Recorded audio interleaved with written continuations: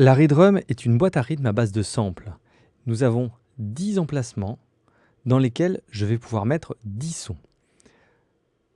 ReDrum me donne la possibilité de charger des banques, mais aussi des sons séparés. Bien sûr, elle est compatible avec tout type de fichiers audio. Je vais charger un kit. Je vais passer ici, drum, kit, et je vais charger le premier. Alors ce qui est pratique, c'est que même si c'est un kit, quand il est chargé, j'ai quand même la preview qui est déjà mappée, donc je peux écouter les sons. Et si jamais j'avais une séquence qui jouait, bien sûr, je pourrais changer les sons à la volée. La banque est donc chargée avec tous ces réglages. Nous avons un petit bouton play pour entendre les sons si jamais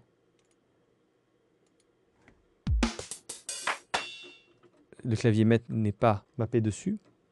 Alors, quand le clavier maître est mappé, nous avons mappé de manière chromatique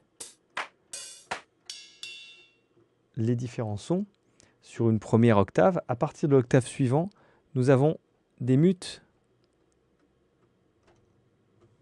sur les notes blanches,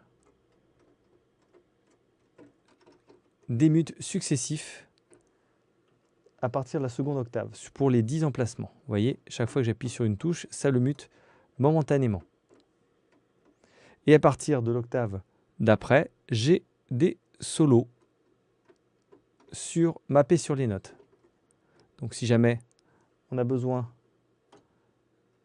de muter ou de mettre en solo de manière momentanée un certain nombre d'emplacements, on peut le faire à partir du clavier. Bon, il faut avoir un clavier suffisamment grand, car ça se répartit au moins sur 1, 2, 3, 4, sur 6 octaves. Donc un 88 notes n'est pas de trou. Chaque emplacement a différents réglages, comme le volume, la vélocité, la longueur des samples avec un choix du decay, soit un réglage de pitch, un panoramique et également 2 envois auxiliaires qui sont ici,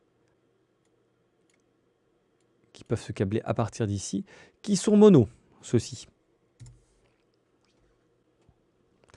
Je peux bien entendu, comme charger des patchs, je peux charger des sons et quand je clique sur l'un des sons, bien entendu, j'ai accès à tous les samples qui sont rangés dans le dossier dans lequel sont rangés les sons.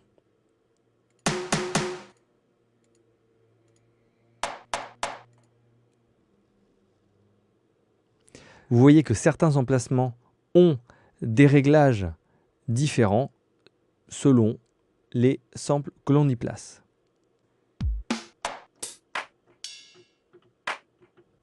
Nous avons également un bouton, pour finir, un bouton de sampling ici qui est installé emplacement par emplacement. Donc je peux charger un ReDrum vide et ensuite sampler des sons pour les jouer directement avec la ReDrum.